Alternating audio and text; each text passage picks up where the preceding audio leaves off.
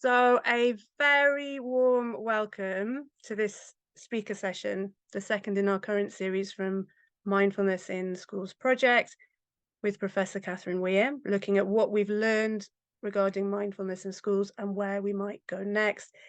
It is a joy to see so many familiar faces from our treasured trained teacher community, and from the looks of it, we're also welcoming some people that definitely I have not met yet, and maybe it's your first time at a mindfulness in schools project event. So an extended warm welcome to all of you tonight. Tonight's format will be in the form of a kind of dialogue with Katherine, where I've got the huge privilege as Mindfulness in Schools project CEO in a moment to be putting questions to Katherine before opening the session up to any of your questions. And a little reminder for anyone with a question, please send this directly to me on the chat, Emily Slater. And Katherine has kindly offered to run a short settling practice ahead of taking questions so that we can have an opportunity to arrive a little more fully from whatever we've just been doing immediately before this session.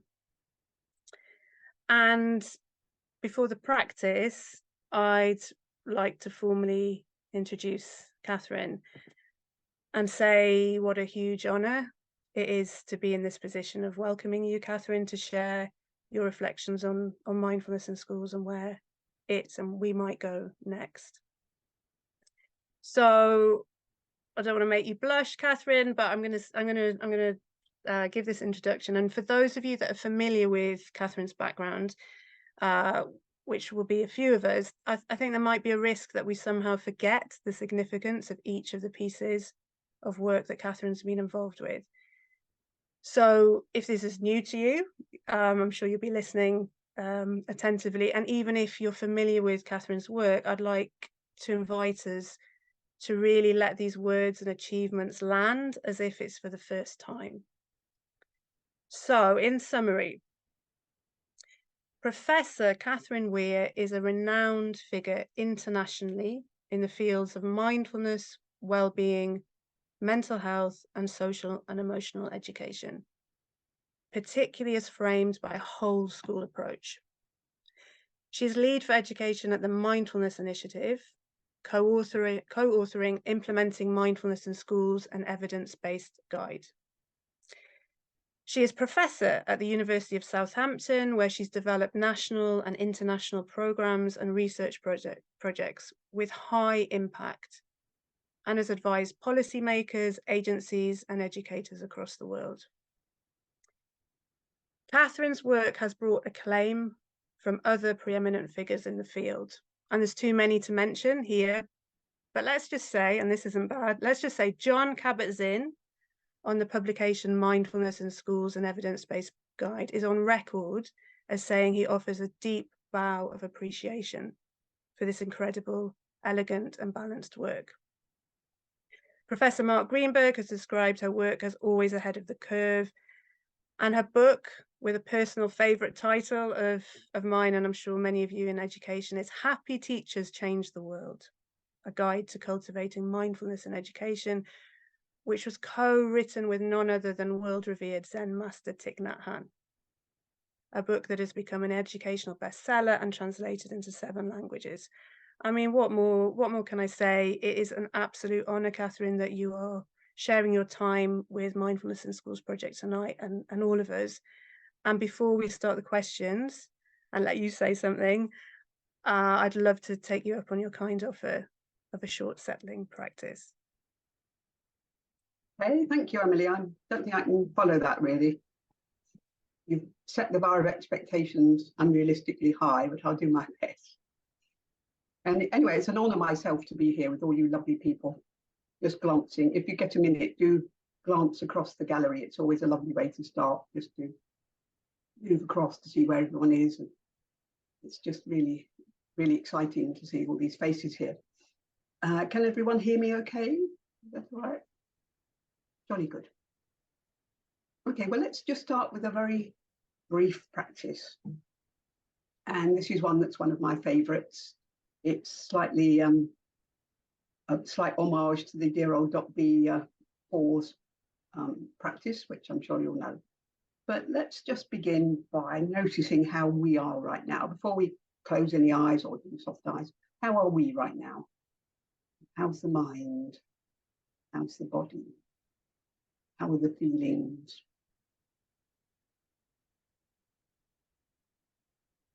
And now maybe connecting down through the body to whatever you're sitting on, maybe a chair or sometimes maybe even a cushion. Just really sensing into that sense of groundedness, weight.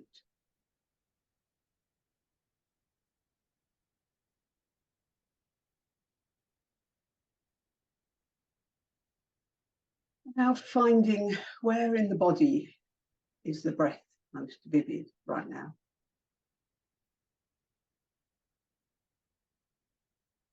Maybe it's the nostrils, maybe the chest, maybe the abdomen.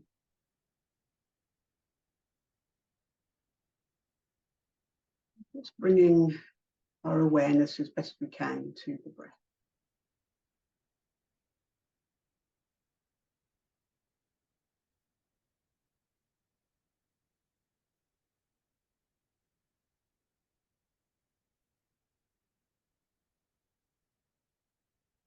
Noticing the in-breath, the out-breath. Maybe that little moment of suspension as one turns into the other.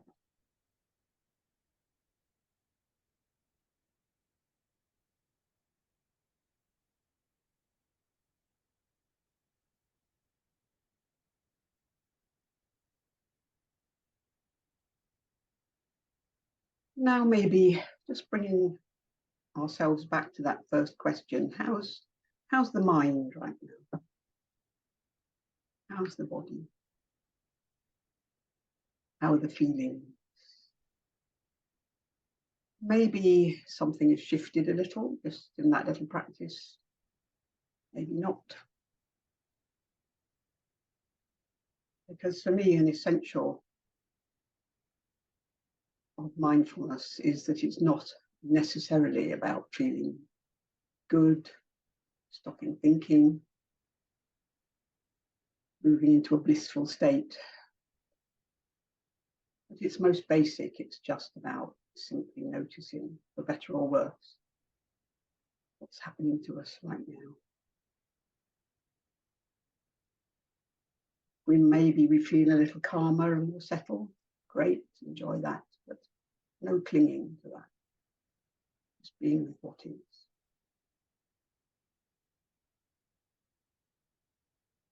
Okay, thank you for that, everyone. You might like to gently return to the room. I suppose it's a room, all these spaces here.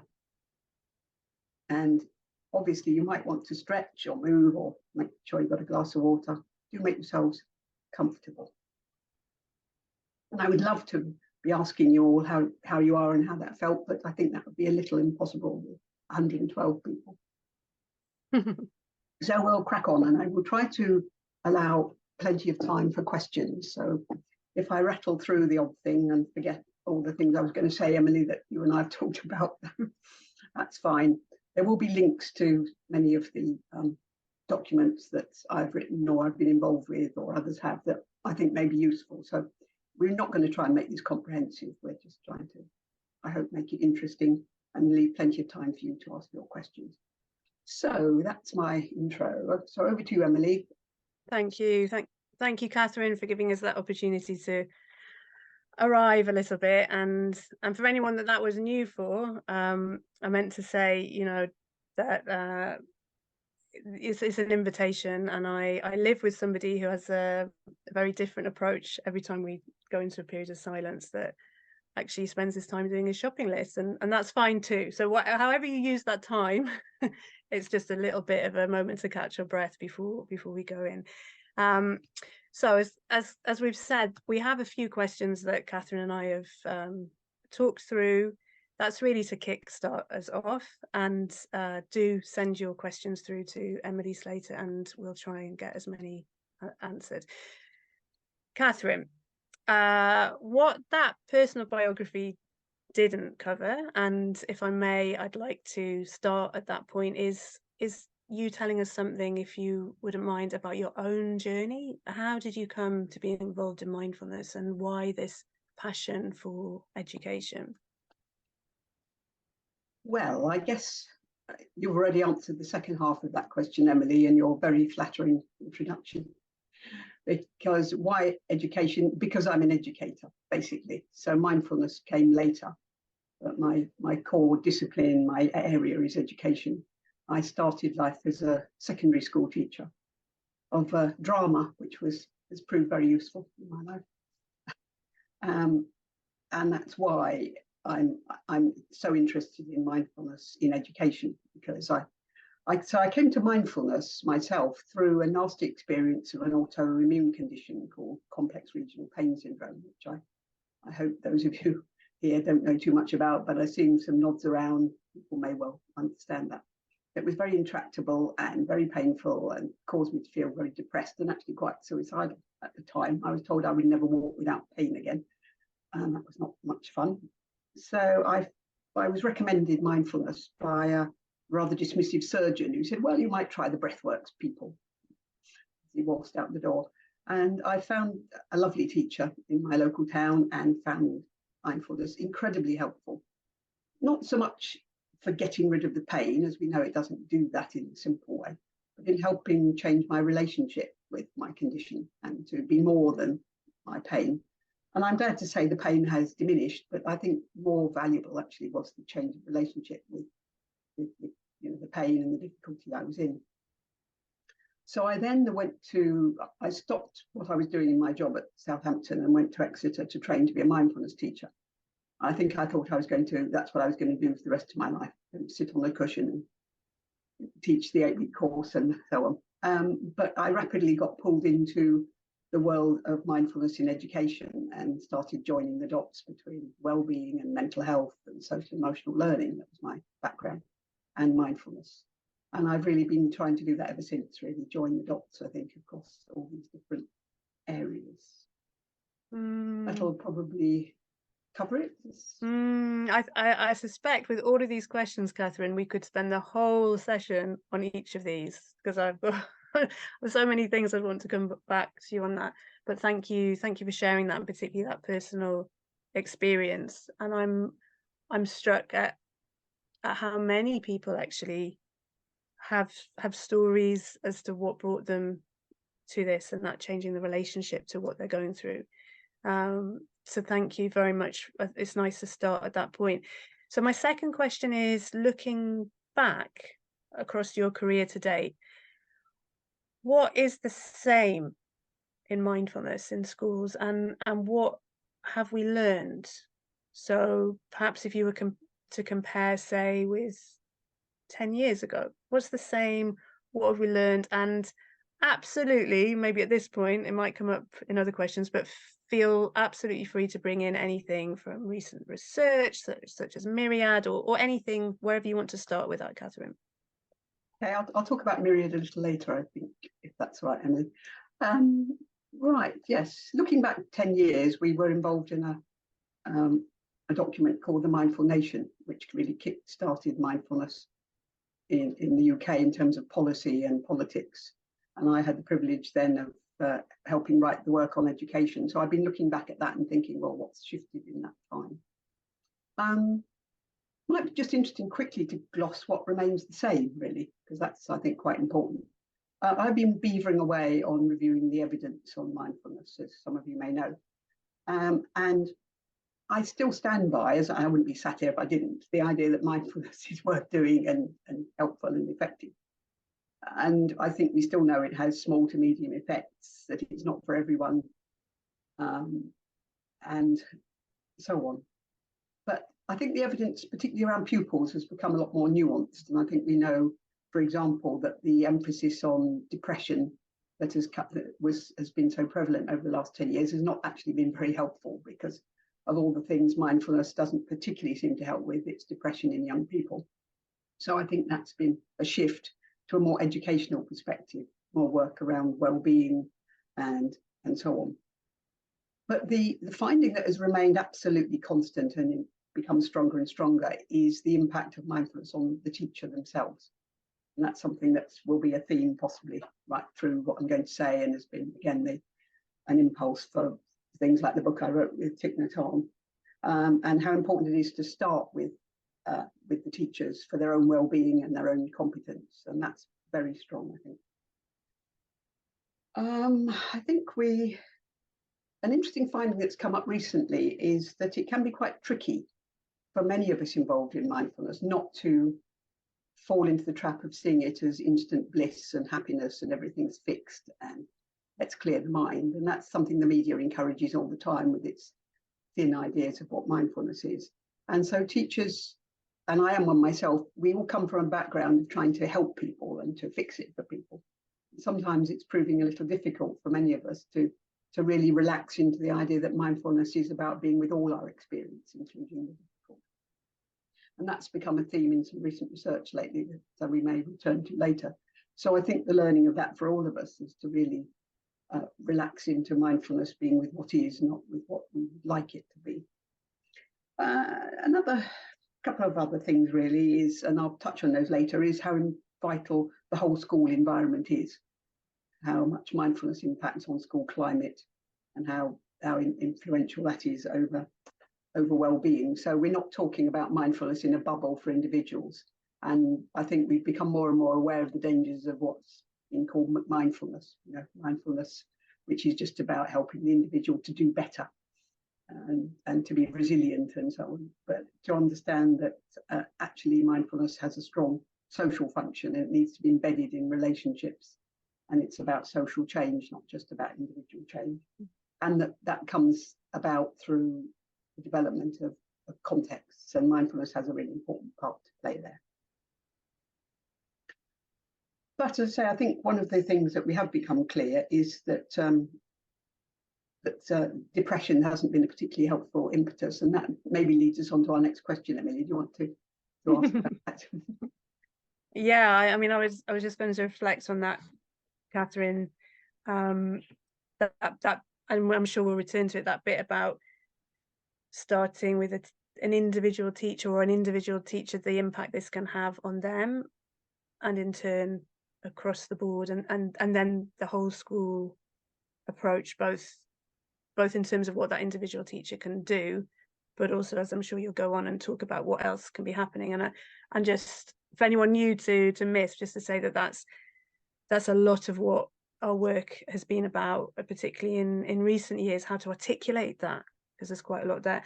The only thing I wanted to push you on a little bit more, Katherine, if you wouldn't mind, is looking back over the last 10 years, anything about the context that we're all living in terms of global crises and fun things going on in both our countries and overseas, in terms of, I don't want to put words in your mouth, but the sense of urgency for some of this with what we offer, or maybe that's just my interpretation. What are your thoughts on that?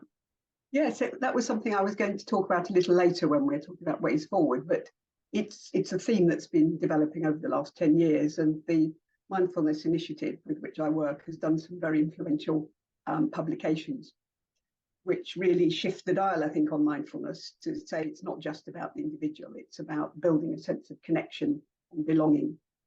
It's developing our capacities to deal with crises in the world, and to look at what inner capacities mindfulness creates, like focus, like attention, like compassion, gratitude, executive function. All of these are really important, shifting really to look at mindfulness in the context of the inner person and wider work on developing the inner person and how that can help us to deal with the crises that are facing us. So I think there's been a real shift in the agenda for mindfulness. And I think that's something we're just really exploring. So I think you were going to put some links, I think, Emily, in there to the connection document, for example. Yeah, what we'll do, any links that Catherine mentions, we will post at the end when we've got the chat function back up for everybody, and we'll also put in the email that goes out with the video that comes. So yeah, they will be coming. Thank you, Catherine. So my next question is, given all of these wonderful things that mindfulness can potentially support with, how can we connect with others when perhaps for some people the term mindfulness itself can be a bit of a turn off, or they don't really understand it, or it yeah, they get some kind of image in their mind, and it's actually can be a barrier. Is there a different word, or that's in my experience it can be a barrier, is there a different word or set of words that would help us engage other people with what mindfulness has to offer, not just the people that have heard about it and think, oh, that sounds, that kind of syncs with where I'm coming from, where the term mindfulness itself, and I see it sometimes people just glaze over. Any wisdom to impart on that? Well, I'm not going to suggest we dump the term. I think that would be a big mistake. There's no doubt it can be a barrier. Yes, the dilution of what it means is a real issue for many of us, I think. But I've been in many contexts. At the Mindfulness Initiative, for example, we spent ages debating whether there's a better term, and we always come back to talking about the need to explain what mindfulness is, and to gloss it when we're talking about it, rather than to dump the word, because there is no better word, but we do need to make sure that we have other words around it. And some of the words that have been helpful are being present. People understand that pretty well, being more present in our lives. Being fully alive is Thich Nhat Hanh's lovely definition, being alive and knowing it. I'm very fond of the idea of being with our experience in a different way. And I think that's quite an important one, having space around our experience. And particularly emphasizing the twin values of kindness and curiosity, open-mindedness. That's absolutely crucial for mindfulness. So I think when we do use the word, we need to make sure we explain what we're talking about if we've got time to people, and not just hide behind the banner. And as I indicated earlier, really, to make sure that we do make it clear that we are using a social model of mindfulness. It's not just about the individual.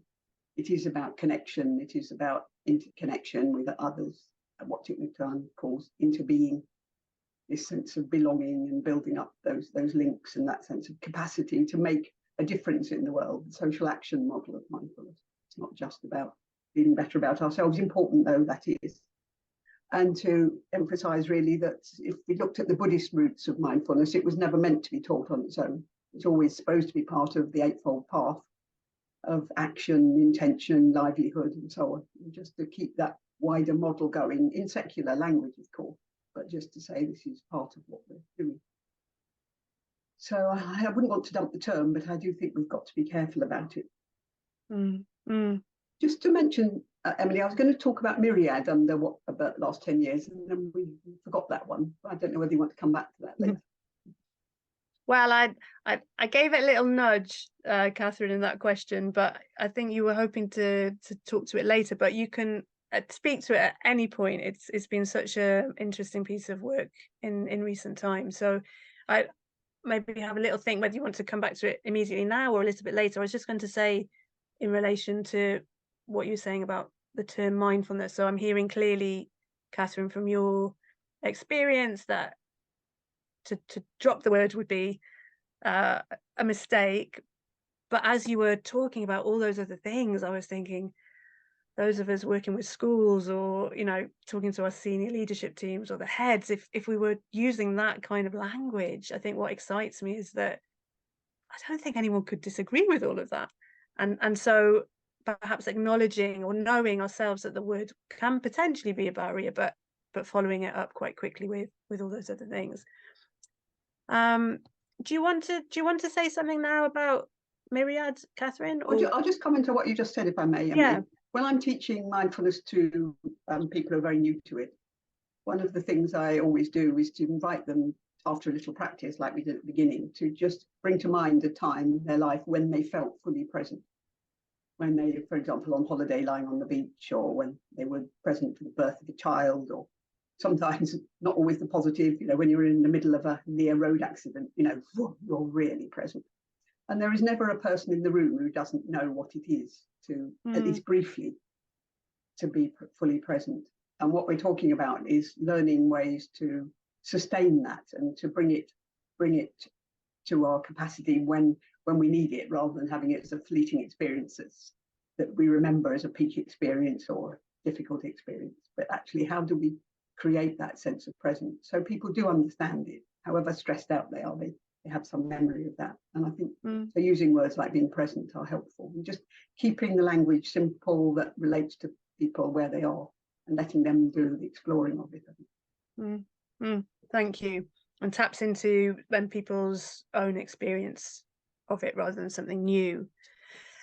Go on, Katherine, let's do this. Go so on, can I just explain, Katherine, just explain, so in case there's anybody here that's never heard of the Myriad project, this is a research project that went over 7-8 years, not the entire time in schools at all, but the amount of time it took to set up, the amount of time it took to write up, and it was looking at mindfulness in relation to children and young people and their teachers, but particularly looking at it from a clinical lens. It wasn't the only thing, but around depression, anxiety, mental health. And the results came out, the media picked them up. Katherine, over to you. Any reflections? Okay, yeah, well, quite, yeah. Well, I think the media response was inevitable. I mean, it was a very high profile randomized control trial financed by a huge medical charity, the Wellcome Foundation. It had a responsibility to report. I don't think the people who did the trial were awfully thrilled at the main findings they had at all. They said they were unexpected. But once it's there, you can't sit on it. So it was inevitable that would be the first reaction. And the media always love finding something to knock down. It was interesting, by the following week, the Daily Mail had gone back to stories about how useful mindfulness was. So, but it has hung around rather, that sadly very simplistic idea that it doesn't work. And that, I'm sure, may be something that those of you who are in schools come up against when your head teacher or one of the governors waved something at you and said, I gather this is a waste of time, or let's not start this, it's not worth doing. So thinking of how to respond to that is important. We did write quite a thoughtful document, I think, for the Mindfulness Initiative responding to the Myriad programme. Then you might like to go on the link and look at what we said. But just to quickly gloss it, there were some positive findings which are really important to remember, that it helped teachers' own well-being and burnout, and it helped school climate, and that's really important. And we need to celebrate that. But there's no getting around the fact that the main results were disappointing and rather unexpected. It's worth remembering that it was supposed to be an exercise in seeing whether you could take a successful curriculum, which the DocB curriculum had been shown to be in a trial of 522 kids, and scale it up. And I think the simple answer is no.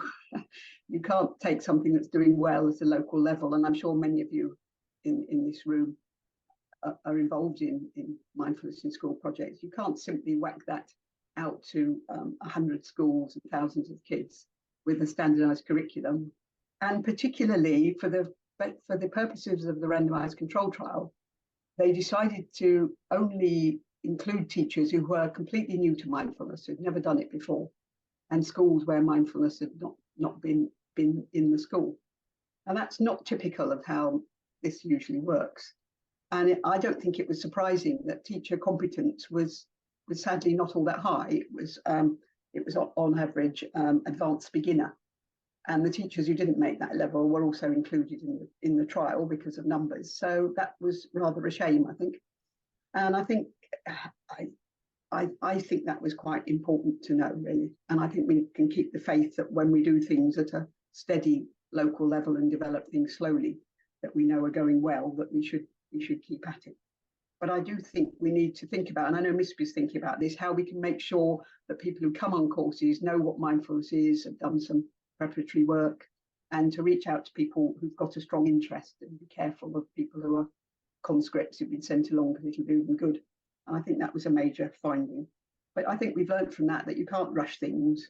You need to take development slowly, and and to beware the randomized control trial. I've met this several times in my career, I'm afraid. It was part of a similar trial of the SEAL program, which did the same kind of thing. And it's a shame because it can set the field back by many years. But I think we should plod on really and just be proud of what we know we're doing that makes sense to us. Thank you, Katherine, and a reminder of those positives that came out even from that research about impact on whole school culture and reducing teacher burnout and all of those things. And yes, that at MISP, we're very much talking about how this is kind of or colleagues have encouraged me to talk about this as being in horticultural time, that we're planting seeds here and letting that grow. And the frustration, I guess, that you can't do that at scale, or at least you can't do that at scale with people that aren't already passionate. Maybe if at scale and we increasingly get more and more passionate people training to be teachers, then one day. But yeah, thank you for your reflections on that. So there may be people completely new to this, Katherine, thinking about getting started. So thinking about taking their first steps into exploring mindfulness, thinking about how to introduce it into their school. And I'm sure they'd be interested to hear, what do you see as the key factors in getting mindfulness going in a school? Well, if I was starting in mindfulness, if I was a keen person who wanted to do some of it, I wouldn't worry in the slightest about the school. I think that comes further down the line. I think the starting point has to be ourselves and to establish our own mindfulness practice. And that has to be the basis. And that really is what the title of the book, Happy Teachers Change the World, is about. We start with ourselves, and that's what makes the difference. So don't be in a hurry. Don't think that you can fix this, that it's about pushing ahead and trying to persuade the senior management team. Just focus on yourself, look after yourself, trust the process, make sure you get good foundational training yourself, and ensure that you get it, that mindfulness is essentially starts with a way of being, not a way of doing. And that if we approach our doing in that mood, we're going to be much more successful than if we see it as something that we tick boxes and push on. So I think it's important that people do spend plenty of time developing their own mindfulness and recognizing that you don't necessarily have to teach it overtly to young people to have a huge impact, that you're setting that in vital classroom climate in the whole way that you are in that school. It might be nice, Emily, just if I told the little story about the teacher with the bell, which was quite a nice one, which I think you quite like. I love this. Yeah, one of the teachers at Plum Village shared her story that she was a young teacher, completely overwhelmed by the class that she was trying to teach. They were all going up the wall. And she came back from Plum Village, which is a nice monastery in the south of France, determined to do something, but she had no idea what. So she had a little bell with her of this kind. I'm sure we're all, some of us anyway, quite familiar with. She took it into her classroom, and when she came into the class, we're all going up the wall. She said to them, I don't know what to do about you lot. I'm completely overwhelmed, but so I'm just going to try to manage my own moods and emotions. And I'm going to sit myself for 2 minutes. So she sounded the bell and sat there breathing. And within a couple of days, lots of the kids were becoming very interested in this and practicing along with her. And the kind of mood spread from the front row backwards, and kids were saying, sharp, we're trying to practice. And within a week, the class came in quite excited by this and sat down and waited for the bell and really enjoyed that sense of presence. And after that, the class did calm down a great deal. And if it got unruly, usually someone in the class would say, can we have the bell, miss? And she let them sound it themselves. So she was really struck. Now, I wouldn't say this will work for everybody everywhere, by the way. Satisfaction is not guaranteed. But I think it just shows how if we embody what we're trying to do rather than try to force it on people, if we're the change that we want to see, this can be so much more effective. So I think that's a really important for me, really important starting point. And I'm very pleased that the Mindfulness in Schools project has got its online course to help people establish their own practice before they start training. Fantastic. When you shared that story with me the other day, Katherine, I thought, I'm going to start it in my own family. I don't know what to do with you all, but I'm going to start ringing the bell. But that image of doing that in a school. On the other side, Katherine, I can see them. There will also be people here who've been doing this for quite a while and looking for ongoing opportunities to deepen their teaching of this. What for you are ways to most effectively teach mindfulness in classrooms? And I'm sure all of us, new or old to this, will be interested in your thoughts. You're going to be very disappointed then, Emily. I think I told you at the beginning I'm not necessarily going to answer the question as you've asked it, because I think it can be a mistake to think that it's about tips for teachers and doing things in classrooms, that there is a sort of repertoire that we could pick. Now there is many things to do, but I think the starting point for deepening our practice is to again come back to our own practice and to think about listening to our students and what they need, and to build a relationship with them, because mindfulness essentially is about a relationship. It's not about a prescribed way of doing things that can put people off. So I think that's the most important thing, really. Now, having said that, I mean, the book that I did with Thich Nhat Hanh is packed with ideas. What we did there was to ask teachers themselves to send in examples of the practices and the inspirations and what they were doing in their classrooms and their schools. And half the book is collating that into really interesting, helpful suggestions. So I think there's plenty out there that people can move to, but I would just keep emphasizing that it is about not moving into the idea that there's some sort of tips and quick fixes and keep coming back. And I think one of the other findings of the Myriad project, which was so helpful actually, is this emphasis on the need to co-create with our pupils, to reach out, to have a more differentiated approach, to really listen. So I think a key way I would suggest is to get the basics across and then to listen to our students and to help them to develop with us resources, ideas, practices that can be helpful. And I wondered, for example, just throwing the ball back at you, Emily, whether MISP itself might like to collate some examples from teachers and to find out what to have a resource. And maybe schools could get together and support each other and swap ideas and ghost each other, mirror practice and so on. So find out what's happening. But so I'm sorry if I'm disappointing, Emily. No, you're not disappointing me at all, because you're giving me an opportunity to give a little plug and say, do check out what MISP is doing in this space. As Katherine says, we wouldn't be saying that there's any particular tip or magic wand on all of this, but particularly through our pathways work that we're rolling out step by step, there's a whole way of teachers going on an ongoing journey to have support with that. And on our socials, do follow us. Maybe we can include those links as well, because as all of you, any of you that are teaching any of this, there is an invitation to be sharing what it is you're doing, what it is you're learning, and through that way and through our hub community, we're able to share. So as much as you can input, that will send ripples. So thank you. Katherine, the questions are coming in thick and fast, so I can't open the floor without making sure that, as well as looking at reflections on the past and getting your thoughts for current teaching, what about looking ahead?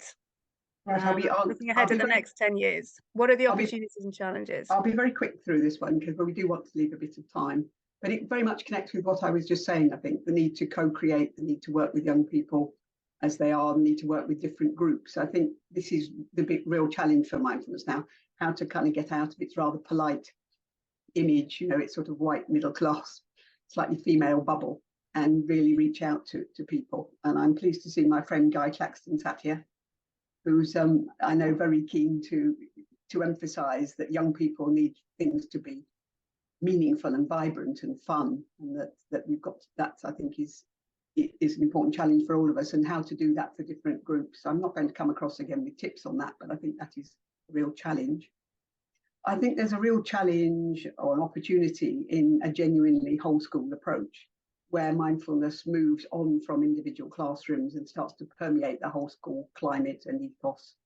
And particularly, I think, through the core attitudes of kindness and open-mindedness that can permeate everything about a school, and not being in a hurry. Again, Myriad was useful in saying how stressed out, particularly our secondary school pupils are, by the exam factory that they're part of, and how important it is that we get across that school should be a place of, of kindness and being who you are, not being forced all the time into your future and worried about what job you're going to get and what exams you're going to get, where everyone can be who they are and how important that is. And I think we're a long way from that, but it'd be great if the attitudes of mindfulness could permeate. And I think that is starting to happen particularly through the work of teachers who are getting it themselves, that unless they look after themselves, they're not going to be effective in their job. And I was teaching mindfulness in my local academy, and that was the main thing the teachers themselves took from it, was how stressed out they were. And after the course, they didn't so much want to learn more mindfulness for a bit. They wanted to look at the whole school and the pressure they were under, and to think of how to look after their own well-being better. So I think that really does need to, that is where we're going, I think. And there's plenty else I can say, but I won't. Let's turn to questions. I think that's I've probably said enough. And if you look at the links, you'll find plenty of other suggestions. Thank you, Katherine. Thank you. Again, just on that question, we could have a rich discussion, couldn't we? But just to say, that completely resonates with me about how can mindfulness and our work get out of what is perceived as a bit of a bubble, and that social dimensions of mindfulness. I think there's something really exciting there for where we go forward. Right, thank you. Please do continue to send your messages to Emily Slater. We, as I said before, will find a way to answer these, because I don't think we're going to get time to answer them all now, but let's do our best. Okay, so, and I'm not going to ask you to unmute, because I think we can get through more if we just crack on with it. So thank you. We've got a question here. Katherine, how would you, so a very pragmatic question, Katherine, how would you approach a conversation with a head teacher, particularly a secondary head teacher who is very data driven, to allocate time to deliver mindfulness and maybe a particular curriculum like .B? So imagine you're there, you've got to go in there. What are you going to say? So it's a bit hard to answer that without knowing the wider question. Let's assume that this is a school which is just thinking about mindfulness. Yeah, that would be reasonable, Emily. It's sort of the virgin territory, and somebody who's says, come on, give us the facts, give us the figures. Why will this help?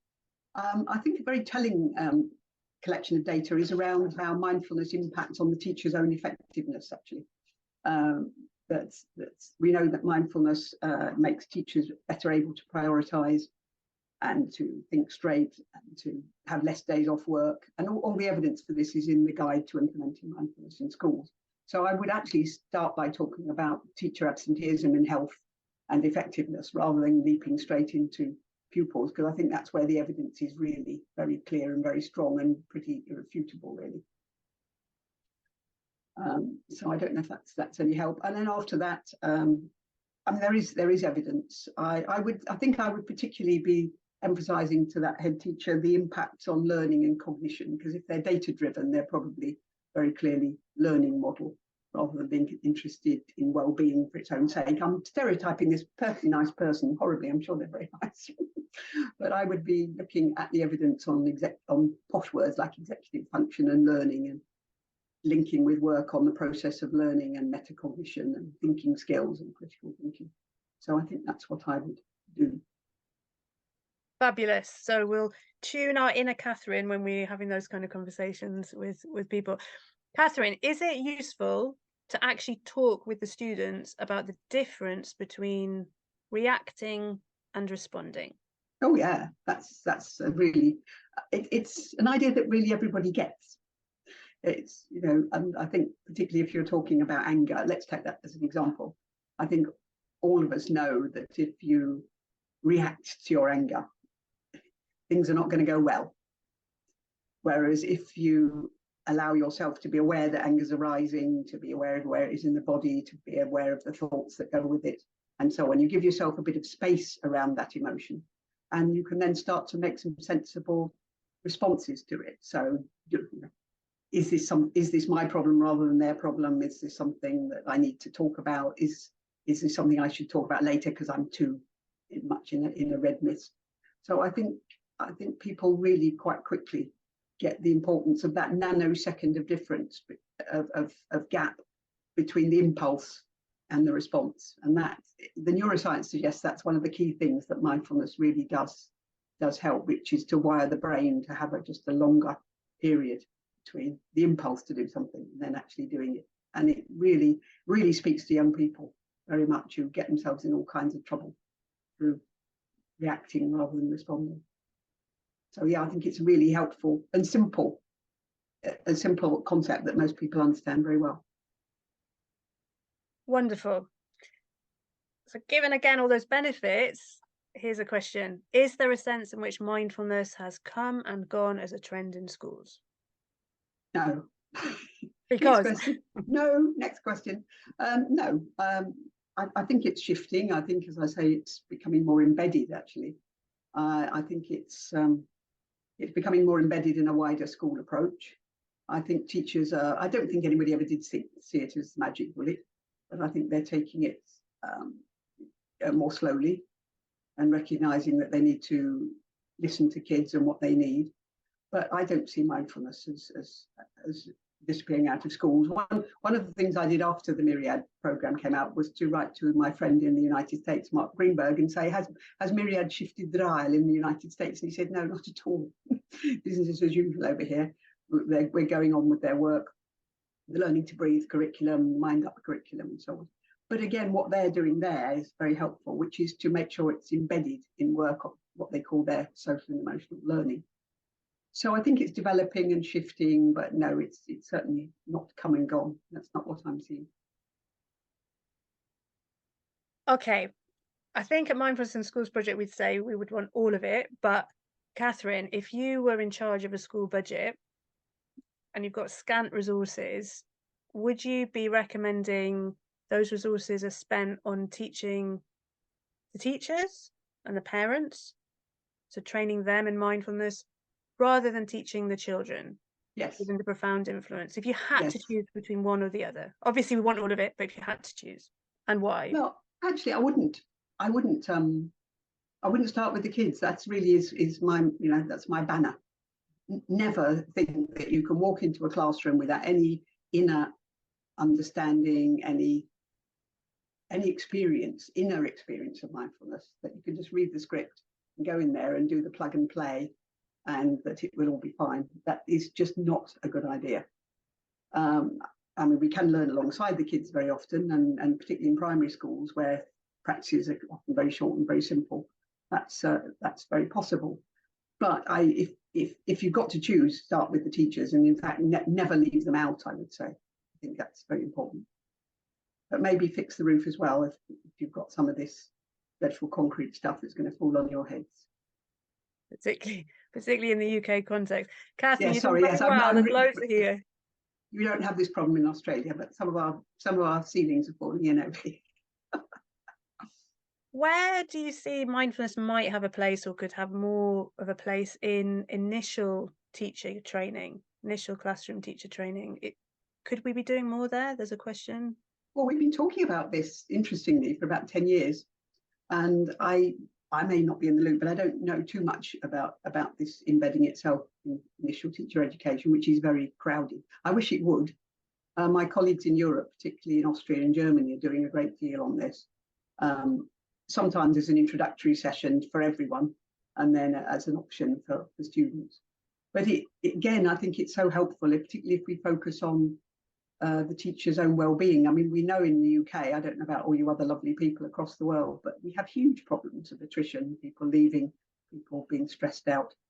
And we've really got to address that. And mindfulness could be very helpful to get trainee teachers, early qualified teachers, to feel that they've got more of a handle on the stress and so on. So I think it's essential. I do wish it was happening more. Thank you.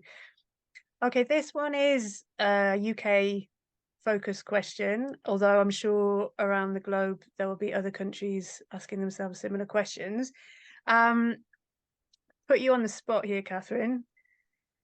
So, do you think a new government in the UK will better promote a whole school approach and therefore increase the likeliness of mindful school environments? I guess there's a question here about, there is a context that schools are operating in. We don't want to get into a political debate here, but perhaps not a specific new government, but can government actually have some influence here on the Governments whole have school? huge influence, for better or worse, really.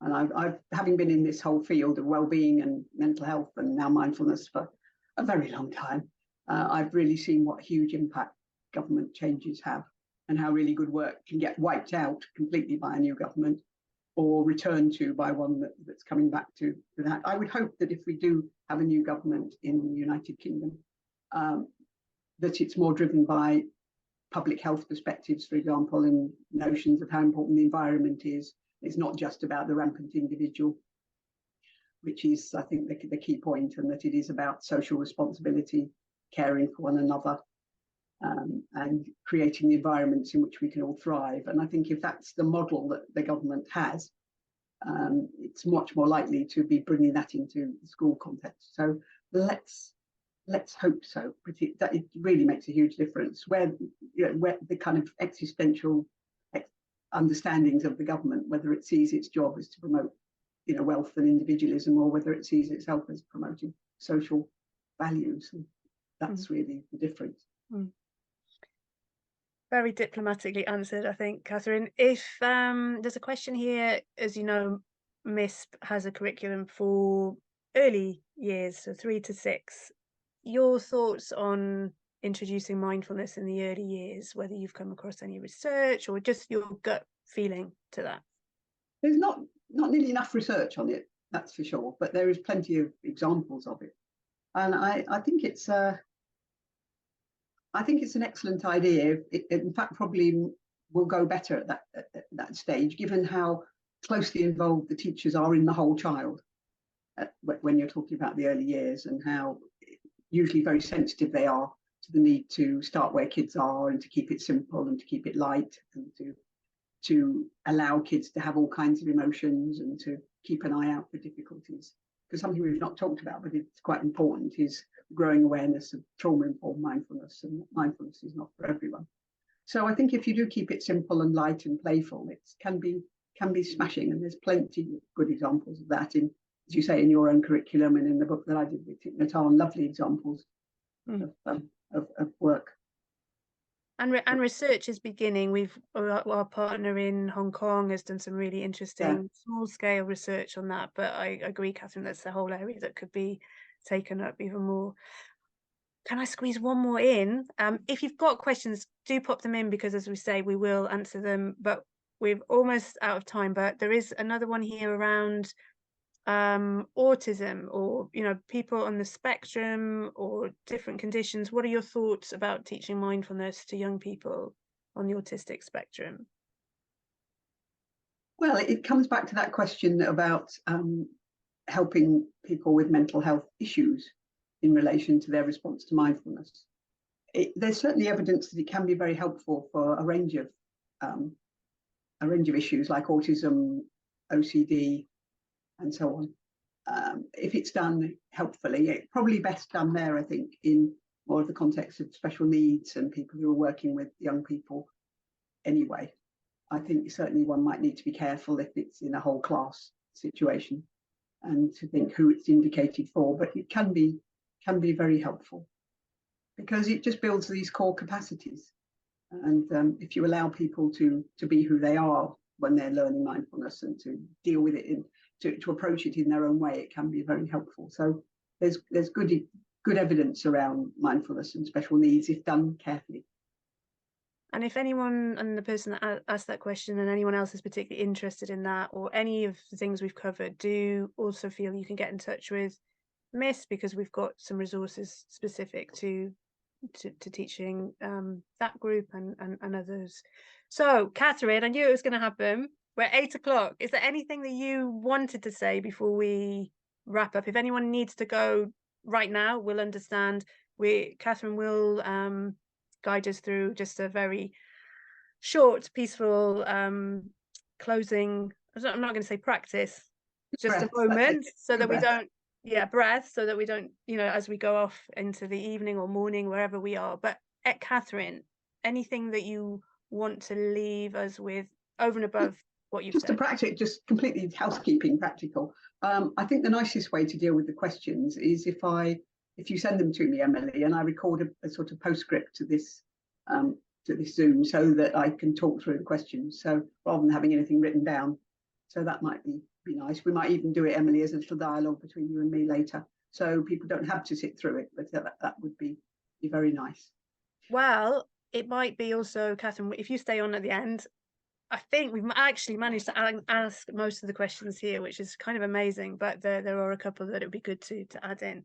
So I'm really keen to honour the time and value your busy schedule. So what can I say? A huge thank you, Katherine, for doing this, for sharing your thoughts, your reflections on the past going forward. I don't know about anyone else, but it just seemed to fly by, and we could have you in every week, I'm sure, and we wouldn't exhaust the questions. So a huge thank you. A massive thank you also to the Mindfulness in Schools project team, who are quietly behind the scenes making this all work and organising it. And of course, a huge thank you to all of you for giving up your precious time. For some people, it's quite late at night, others at different times. But wherever you are on the planet, thank you hugely for coming together. To those of you that generously supported with donations to this fundraising speaker event, and just seeing you all here is a kind of pebble in the water. We're sending ripples, and for those of us working at MISP, to know that you're here every step of the way, and anything we can do to support you, either take your initial step or to support you go onwards, please just know that we're here, and we'll try our best. So, Katherine, would you like, and we'll also put the chat back on, so if you've got any final messages, those links will come to you in the chat as well as in the email later on. But yeah, Katherine. Yeah, any comments would be nice in the chat. There you go, comments. Comments, I like comments, yes. Just really to invite us all just to take a moment maybe to get comfortable again where we are. You might want to shift around if you're like me, you've been sitting a bit still. Just make yourself comfortable. Have a little wiggle, maybe a little stretch, and close your eyes if you'd like to, or have a soft gaze. Just reconnect maybe with that sense of having a body and having breath. I don't know about you guys, but I've been very much in my head for the last hour. So moving away from the thoughts, down through the body, out to the feet, the legs.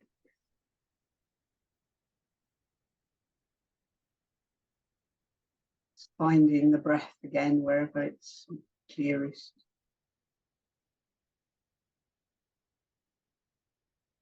Just taking a couple mindful breaths.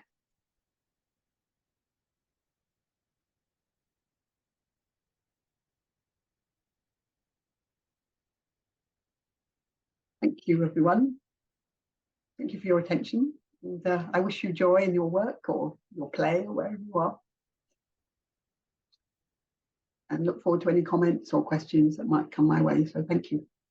Thank you so much, Katherine. Thank you, everybody. Do feel free to put a message in. I don't know the technical team whether we can unmute and say goodbye, or if that might be too difficult. But have a lovely rest of your evening or day. And thank you again. Thank you, Katherine.